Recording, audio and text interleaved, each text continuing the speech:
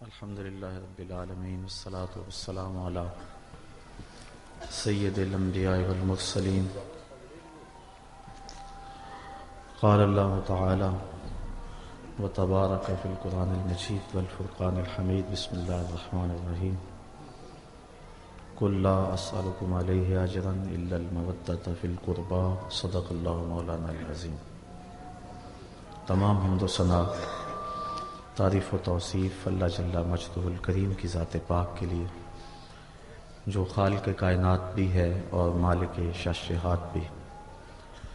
اللہ جل وعلا کی حمد و ثنا کے بعد حضور نبی اکرم شفیع امم رسول محتشم نبی مکرم صلی اللہ علیہ وآلہ وسلم کے حضور ناز میں اپنی عقیدتوں، ارادتوں اور محبتوں کا خراج پیش کرنے کے بعد واجب الاحترام معزز محترم سامعین، خواتین و حضرات، السلام علیکم ورحمۃ اللہ وبرکاتہ. پچھلے سال مناسے کربلا تک کچھ گفتگو میں نے آپ کے گوش گزار کی تھی، اور آج میرا عزم تھا کہ کربلا کی دوپہر سے لے کر مدینے کی شام تک کچھ باتیں آپ کے گوش گزار کروں گا، لیکن اب وقت سمٹ گیا تو انشاءاللہ یہ اگلے پروگرام کے لیے بات چھوڑتا ہوں. چونکہ سورج درد غروب سے زرد ہو رہا ہے اور نماز عصر بالکل قریب ہے، اور ہم میں سے بہت سارے لوگوں نے روزہ رکھا ہوا ہے، تو جو پروگرام تھا وہ نماز عصر تک ہی ختم ہونا تھا. تو انشاءاللہ اسی وقت پہ جو 5-10 منٹ میرے پاس ہیں، میں حضرت امام حسین رضی اللہ تعالی عنہ کے پیغام کے حوالے سے کچھ باتیں آپ کے گوش گزار کروں گا. کل کا جمعۃ المبارک انشاءاللہ ہم دوبارہ اسی جگہ پہ پڑھیں گے، تو جو آج عنوان رہ گیا کل تفصیل سے انشاءاللہ کل میں آپ کے گوش گزار کروں گا.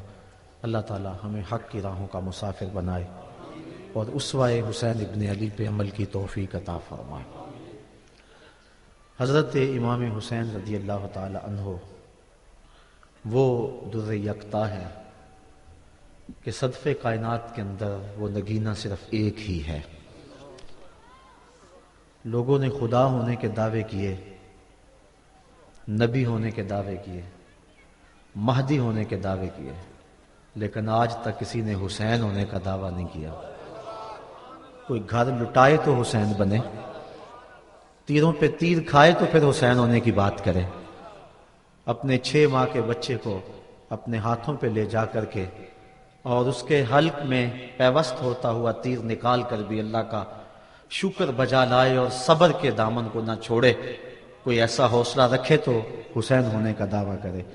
دنیا پر حسین ایک ہی ہے، اور جبر کے خلاف جس انداز سے حضرت امام حسین رضی اللہ تعالی عنہ نے عظیمت کی وہ داستان رقم کی، قیامت تک کے لیے ایک نمونہ چھوڑ گئے. آپ کو سب پتا تھا کہ میرے ساتھ آگے کیا ہونے والا ہے. مقام بیضا پہ حضرت امام حمام کا جو خطبہ ہے وہ ہمارے سامنے ہے. آپ نے فرمایا مجھے پتا ہے کہ میرے ساتھ کیا سلوک ہوگا.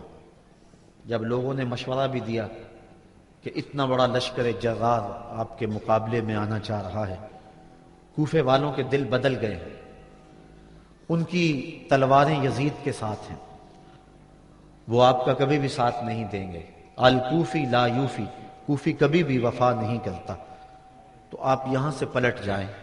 یہ بات جب حضرت امام حسین رضی اللہ تعالی عنہ نے سنی تو آپ نے فرمایا جو تم مجھے بتا رہے ہو وہ مجھے پہلے ہی پتا ہے کہ میرے ساتھ کیا سلوک ہوگا، لیکن میں اس کے باوجود بھی تیروں کے جائے نماز پہ نماز پڑھنے کے لیے تیار ہوں.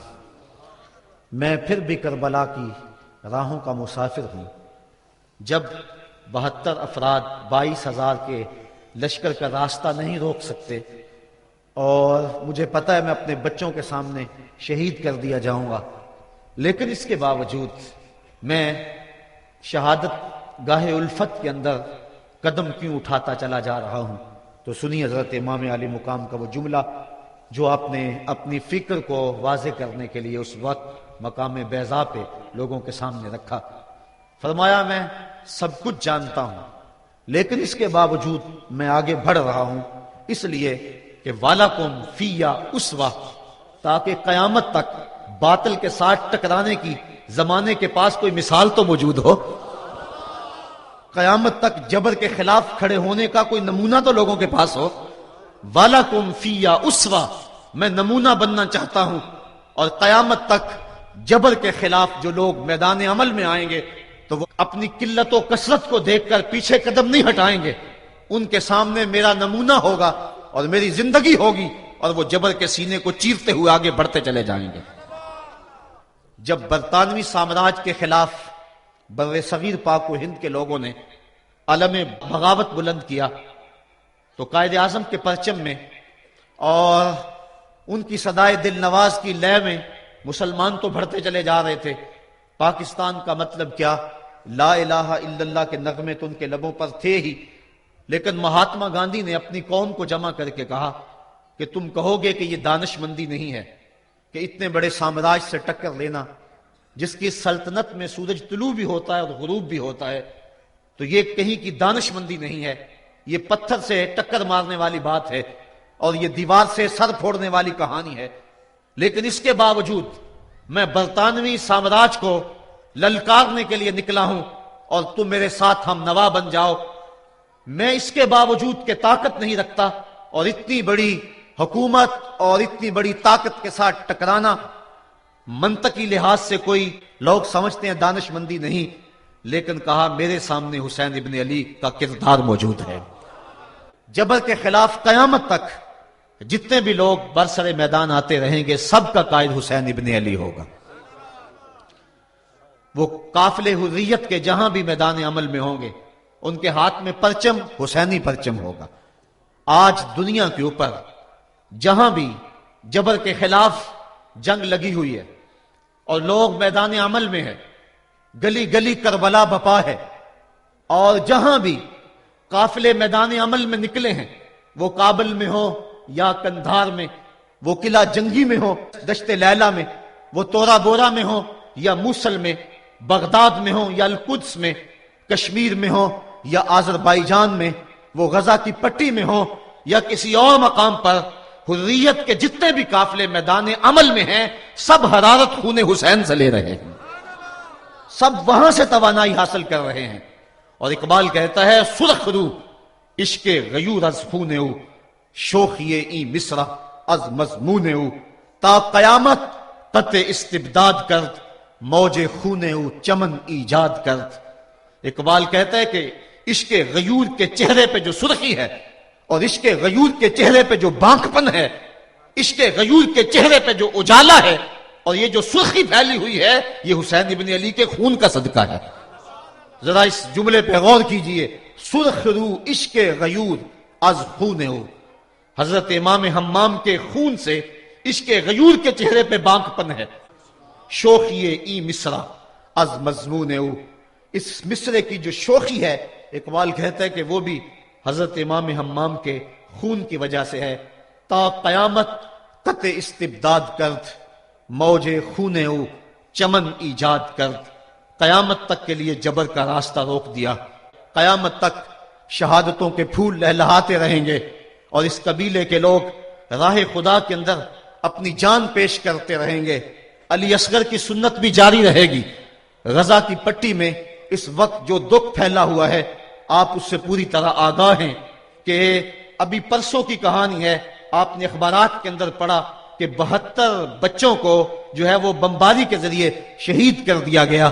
تو 72 بچے ان 72 کی جان نثاری کی کہانی کو دہرا رہے ہیں اور آج ہر جگہ وہ کہانی دوبارہ رقم کی جا رہی ہے.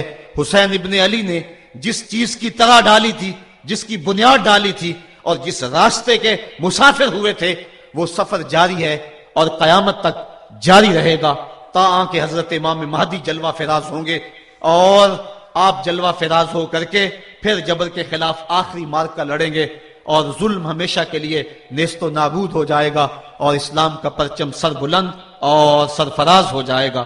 تو قیامت تک حضرت امام حسین رضی اللہ تعالیٰ عنہ نے اپنی سنت کو بطور نمونہ چھوڑا اور فرمایا وَلَكُمْ فِيَا أُسْوَةٌ، میں اس لیے خود کربلا کے ریگزار کے اندر ایک انوکھی داستان رقم کرنے جا رہا ہوں تاکہ قیامت تک لوگوں کے لیے میری زندگی ایک نمونے کے طور پہ موجود رہیں اور جبر کے خلاف لوگ ٹکرانے کا حوصلہ رکھیں۔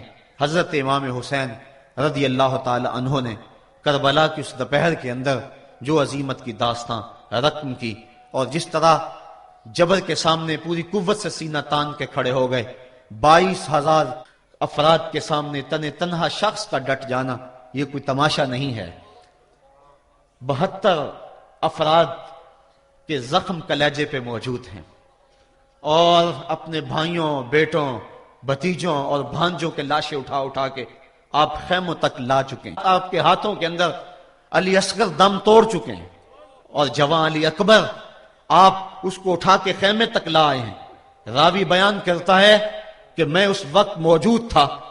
وہ ابن راشد لکھتا ہے کہ جب حضرت امام علی مقام رضی اللہ تعالیٰ عنہ کو ایک نوجوان نے پکارا اور کہا کہ مجھے تھامیے اور مجھے پیاس شدت سے تڑپا رہی ہے، تو آپ جب دوڑتے آئے اور گرد و غبار میں ایک جوان کو آپ نے اٹھایا اور اپنے سینے سے اس کے سینے کو جوڑا، تو کہتے جب خیموں کی طرف امام جا رہے تھے، کہتا میں نے اپنی آنکھوں سے دیکھا کہ اس جوان کے جو پاؤں ہیں وہ کربلا کی ریت کے اندر گھسیٹتے جا رہے تھے اور مقتل سے لے کر خیموں تک ایک لکیر بنتی چلی جا رہی تھی، لیکن میں نے حسین ابن علی کے انداز کے اندر جو ہے وہ تم تراک دیکھا اور وہ بھانکپن دیکھا کہ اس موقع کے اوپر بڑے بڑے بھی دم توڑ جائیں۔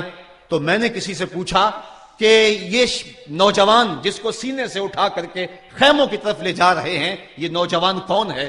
تو مجھے کہنے والے میں نے بتایا کہ یہ حسین ابن علی کا بھتیجا قاسم بن حسن بن علی بن ابو طالب ہے۔ تو اتنی جرأت اور اتنی پامردی کے ساتھ 71 لاشیں لائن کے اندر پڑے ہیں۔ گھر میں ایک میت ہو جائے سارا شہر سنبھالا دینے والا ہوتا ہے، پھر بھی دکھ نہیں تھمتا۔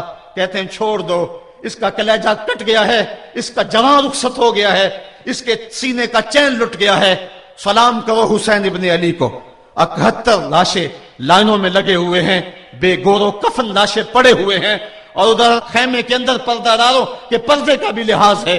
لیکن پھر جب گھوڑے کی زین کو کس کے میدان کربلا میں نبی کا نواسا نکلا، جب 3 دن کا پیاسا کربلا کے ریگزار کے اندر میدان کربلا کے اندر ذوالفقار تلوار لہراتا ہوا آیا، شبیہ رسول کریم کی تصویر جب میدان کربلا میں حضرت امام حسین تلوار کو لہراتے ہوئے آئے تو آواز آ رہی تھی یہ کون ذی وقار ہے، یہ کون شاہ سوار ہے، لباس ہے پھٹا ہوا، لخت لخت کٹا ہوا، تمام جسم نازنی چھدا ہوا کٹا ہوا، پھر بھی ہے ڈٹا ہوا، یہ نبی کا نور عین ہے، یہ بال یقین حسین ہے۔ تو حضرت امام حسین رضی اللہ تعالیٰ عنہ نے کس انداز کے ساتھ جبر کے خلاف پوری قوت سے کھڑے ہو کر کے دنیا کے سامنے اپنا اسوہ رقم کیا، اور گھوڑے کی زین سے جب فرش زمین کی طرف آئے۔ زمانہ جانتا ہے کہ جب آپ کا سر سجدے میں تھا کہ اس وقت سنان بن انس نے آپ کے سر کو کاٹا، یا خولی بن یزید نے کاٹا، یا شمر نے کاٹا، اختلافات ہے روایات کے اندر، لیکن حضرت امام حسین رضی اللہ تعالی عنہ کا آخری وقت سر جو تھا وہ سجدے میں تھا، اور سجدے کی حالت کے اندر دست قاتل نے سر حسین کو تن حسین سے الگ کیا۔ یہ دنیا کے سامنے حضرت امام نے اپنا اسوہ رکھا کہ یہی تو پیغام میں دینے آیا ہوں، یہی تو جو ہے وہ تحریر میں نے کربلا کی ریت پر اپنے خون سے رقم کرنی تھی کہ یہ سر کٹ سکتا ہے لیکن جھکے گا تو صرف اپنے مالک کی چوکٹ پہ جھکے گا، یزید کے سامنے یہ سر جھک نہیں سکتا ہے۔ تو حضرت امام حمام رضی اللہ تعالیٰ عنہ نے کربلا کے تپتے ہوئے ریگزار میں جب 72-73 لاشیں خیموں کے سامنے پڑے تھے اور اتنے زخم کلیجے پہ تھے، راوی کہتا ہے کہ جب آپ کی قمیض اتاری گئی تو 113 سوراخ اس میں تیروں کے تھے، 33 زخم نیزوں کے تھے، 34 گھاؤ تلواروں کے تھے، اتنے زخم جسم کے اندر، اور جسم چور ہے زخموں سے۔ لیکن حضرت امام حسین نے جب پیشانی سجدے میں رکھی تو آخری لفظ یہ تھے اللہم رضن بقضائک وصبرن علی بلائک تسلیما لامرک سبحان ربی الاعلی۔ مالک تیری تقدیر پہ راضی ہو گیا ہوں، مالک زخم سے پہ بھی میں مسکرا رہا ہوں، مالک تیری طرف سے جو دکھ آئے میں نے ان کو قبول کیا. جے سونا میرے دکھ وچ راضی تے میں سکھ نو چلے ڈاواں. مالک میں سب کچھ قبول کیا, حسین تیری رضا پہ راضی ہے. میرے مالک تو بھی بتا, تو بھی حسین پہ راضی ہوا ہے کہ نہیں ہوا ہے؟ آواز آ رہی تھی اس پیاسے پر علی شیر خدا کو ناز ہے, اس نواسے پر محمد مصطفیٰ کو ناز ہے. اوروں نے بھی سجدہ کیا پر اس کا عجب انداز ہے, اس نے وہ سجدہ کیا جس پر خدا کو ناز ہے. اے حسین ابن علی تم پر سلام, نازش آل نبی تم پر سلام. آج لہجہ بھی دم توڑ رہا ہے اور سورج بھی درد غروب سے زرد ہو رہا ہے. وقت کے دامن میں گنجائش نہیں کہ میں اس مضمون کو چھیڑوں. آؤ ہم سلام کرتے ہیں.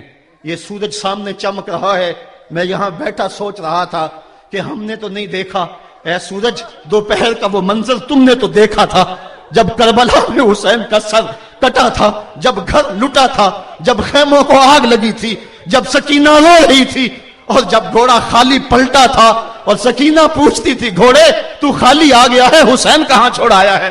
آج یہ سورج یہ چمک چمک کے وہ ہمیں کہانی سنا رہا ہے اور ہمیں پیغام دے رہا ہے کہ نبی کے نام پہ حسین نے تو سر کٹا دیا. آج تم کہتے ہو دین پہ چلنا بڑا مشکل ہے. تم شور ڈال رہے ہو جن کے لیے مسجدوں میں قالین بچھے ہوئے ہیں, گرم پانی دستیاب ہے اور ان کے لیے مسجدوں میں آسائشیں موجود ہیں, اور پھر بھی وہ کہتے ہیں دین پہ چلنا بڑا مشکل ہے.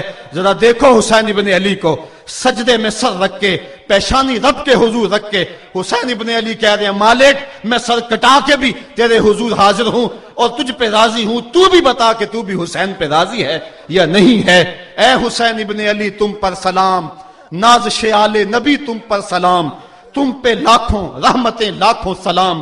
اے شہیدان محبت کے امام, لالا گوں لالا بدن لالا چمن, اے چمن اندر چمن, زندگی ہی زندگی تیری حیات, اے حیات اندر حیات, افتخار ملت بیضا ہے تو, رب کعبہ کی قسم یکتا ہے تو, فخر کا دل میں دریچہ باز کرنا چاہیے, جن کا تو آقا ہے ان کو ناز کرنا چاہیے.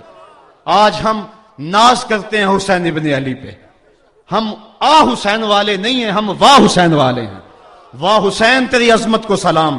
اتنے زخم کلیجے پہ ہو تو کھڑا نہیں ہوا جاتا, لیکن جبر کے خلاف کتنی قوت سے کھڑا ہے. حسین ابن علی نے اپنا نمونہ لوگوں کے سامنے رکھنا تھا. تو اقبال کہتا ہے سرخ رو عشق غیور از خون او, شوخی این مصرع از مضمون او.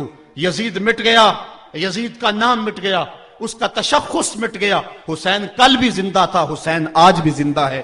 مرتا تو وہ ہے جس کی فکر مر جائے, مرتا تو وہ ہے جس کا نصب العین مر جائے, مرتا تو وہ ہے جس کا مشن ختم ہو جائے. حسین کا نصب العین زندہ, حسین کی فکر زندہ, حسین کا مشن زندہ, حسین زندہ, حسین کا نانا بھی زندہ. آج بھی ہزاروں کروڑوں اربوں انسان حسین کا نام لے کے جی رہے ہیں. میں کہتا ہوں اگر کوئی یزید کا نام بھی لیتا ہے تو وہ سر جھکا کے دیتا ہے. کیسا تمہارا لیڈر ہے جس کا نام لیتے ہوئے بھی تمہیں شرم آتی ہے, نام لینے سے پہلے سر جھکاتے ہو, نام لیتے ہوئے پسینہ پسینہ ہوتے ہو, نام لینے کے بعد منہ چھپا لیتے ہو. تمہیں اپنے قائد اور اپنے لیڈر کا نام لیتے بھی شرم آتی ہے, اور جب ہمارے لبوں پہ نام حسین آتا ہے ہمارا قد اونچا ہو جاتا ہے, ہمارا سر فخر سے بلند ہو جاتا ہے. فخر کا دل میں دریچہ باز کرنا چاہیے, جن کا تو آقا ہے ان کو ناز کرنا چاہیے. تو حسین ابن علی نے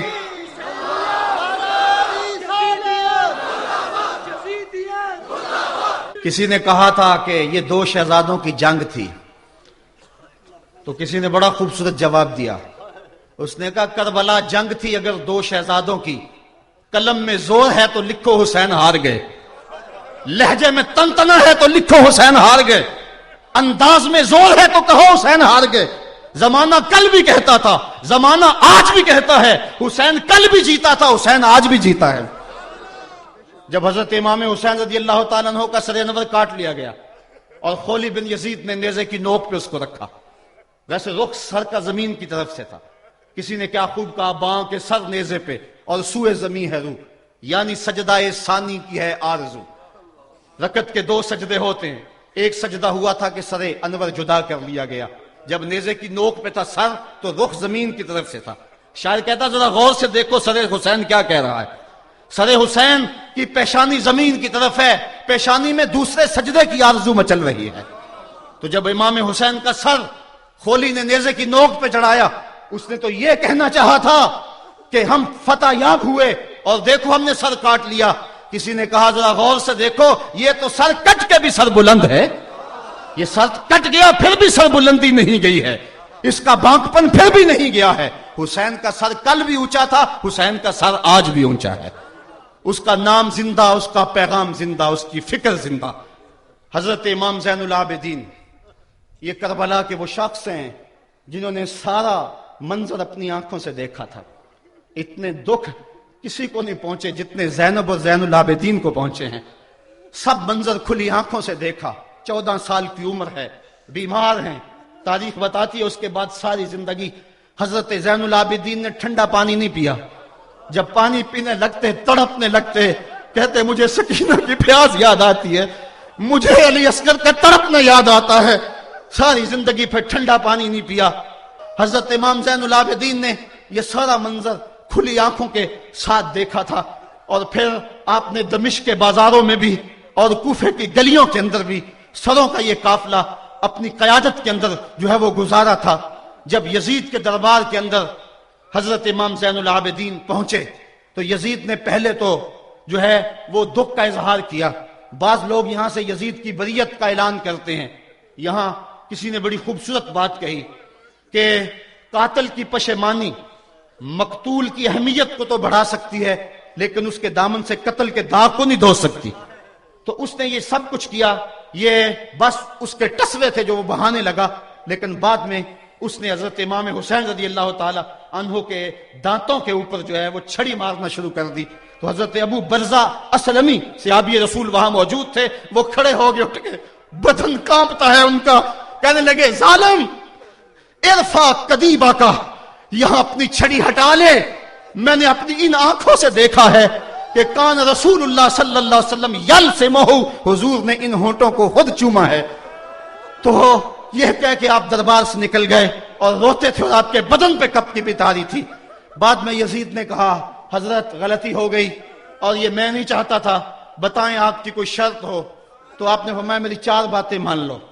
ان 4 باتوں میں ایک بات یہ تھی کہ سر حسین اور سر شہیداں ہمارے سپرد کر دو تاکہ ہم کربلا جا کے ان کی تدفین کر سکیں۔ دوسری یہ تھا کہ ہمیں مدینہ حفاظت سے پہنچا دو۔ تیسری شرط یہ تھی کہ مجھے جو ہے وہ جمعے کا خطبہ دینے کی اجازت دو آج دمشق جامع مسجد کے اندر۔ چوتھی بات آپ نے یہ فرمائی کہ قاتلان حسین جو ہے وہ میرے سپرد کرو۔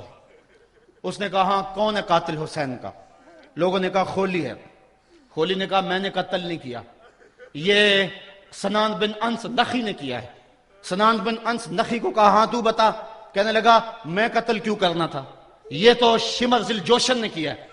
شمر ذل جوشن کو کہا تو بتا، کہنے لگا میں نے قتل نہیں کیا، میرا کون سا حسین نے کچھ بگاڑا تھا، قتل اس نے کیا ہے جس کی حکومت کو خطرہ تھا۔ تو یہ ہے وہ ہے قاتل حسین کا۔ اب یزید کہنے لگا تمہاری یہ شرط تو میں پوری نہیں کر سکتا، یہ بات تو پوری نہیں کر سکتا، اب خطبہ دے لو۔ اب حضرت امام زین العابدین خطبہ دینے کے لیے کھڑے ہوئے۔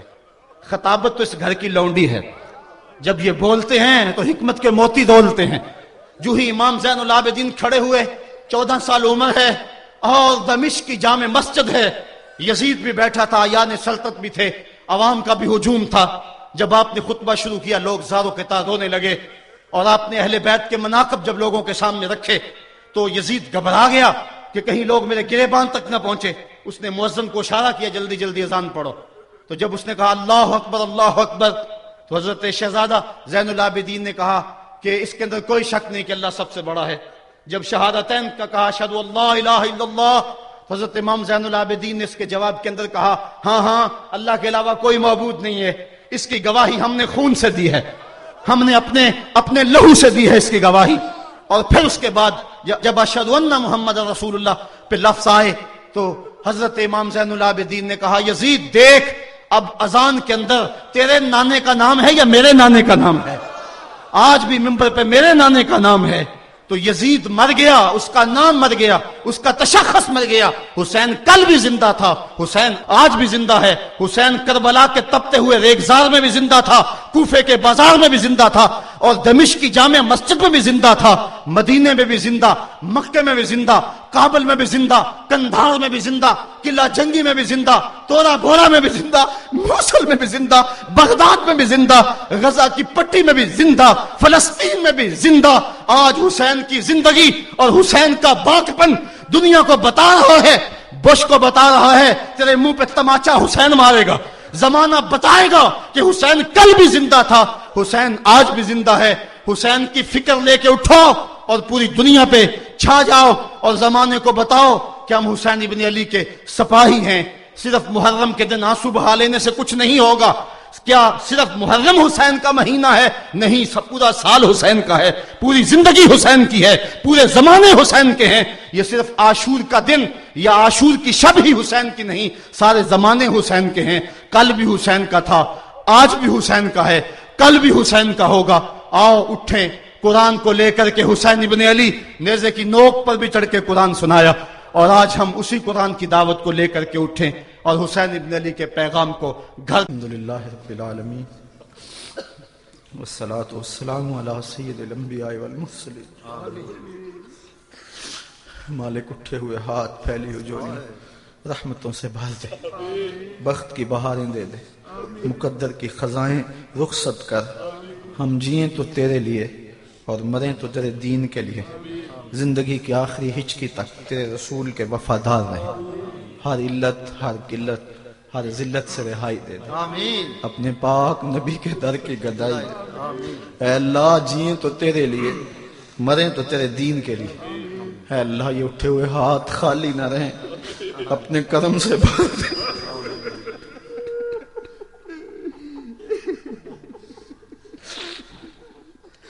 اے اللہ جتنے لوگ آئے ہیں ان میں سے کوئی بھی خالی گھر نہ جائے، سب کی جھولیاں اپنی رحمتوں سے بھر دے۔ اے اللہ سب کی دنیا اور دین آخرت بہتر کر دے۔ اے اللہ ہم سب کا خاتمہ ایمان پہ فرما۔ اے اللہ ہم سب کا خاتمہ ایمان پہ فرما۔ اے اللہ ہم سب کا خاتمہ ایمان پہ فرما۔ اے اللہ ہم سب کا خاتمہ ایمان پہ فرما۔ اے اللہ ہم سب کا خاتمہ ایمان پہ فرما۔ اے اللہ اپنے کرم سے اس محفل کو قبول فرما لے۔ اے اللہ اسوہ شبیر پہ عمل کی توفیق دے دے۔ اے اللہ امت کے حال پہ رحم فرما۔ اے اللہ فلسطین میں جو ظلم اور جبر باہیں کھولے کھڑا ہے، اپنے کرم سے امت کو طاقت عطا کر دے، اور اے اللہ حسینی جذبے عطا کر دے، جبر کو کچلنے کی طاقت عطا کر دے۔ اے اللہ چھوٹے چھوٹے بچے جانیں دے رہے ہیں، تیرے راستے میں قربانیاں دے رہے ہیں۔ اے اللہ میں آج یہ ایک تجزیہ پڑھ رہا تھا کہ عراق کے اندر 21 لاکھ بچے یتیم ہوئے ہیں، اور افغانستان کے اندر ہر 7واں بچہ یتیم ہے۔ کشمیر کے اندر ہر سال 15,000 بچے یتیم ہو رہے ہیں، ماؤں کی گودیں اجڑ رہی ہیں۔ اے اللہ گھر لٹ رہے ہیں۔ اے اللہ اس امت کو کھویا ہوا مقام دے دے، عظمت رفتہ دے دے۔ اے اللہ عراق کے 21 لاکھ یتیموں کی خیر کر۔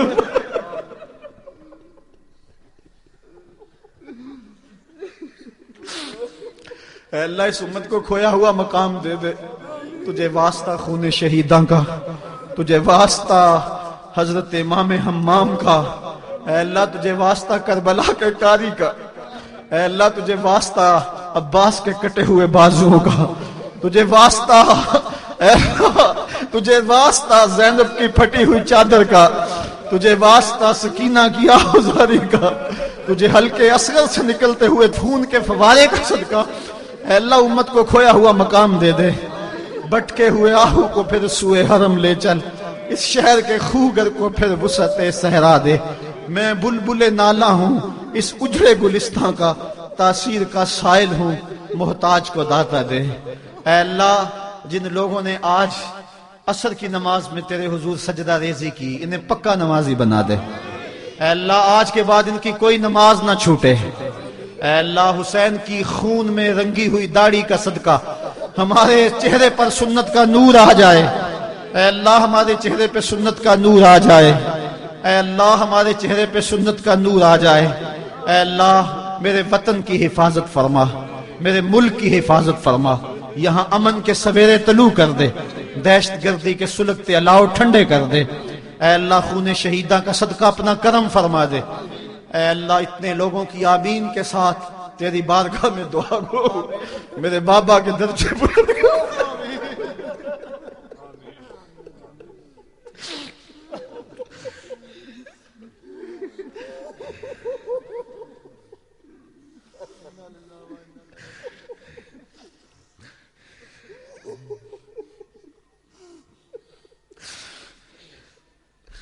اللہ ان کی روحانی برکتیں ہمیں نصیب رہے، ان کا روحانی سایہ ہمارے سروں پہ تنا رہے۔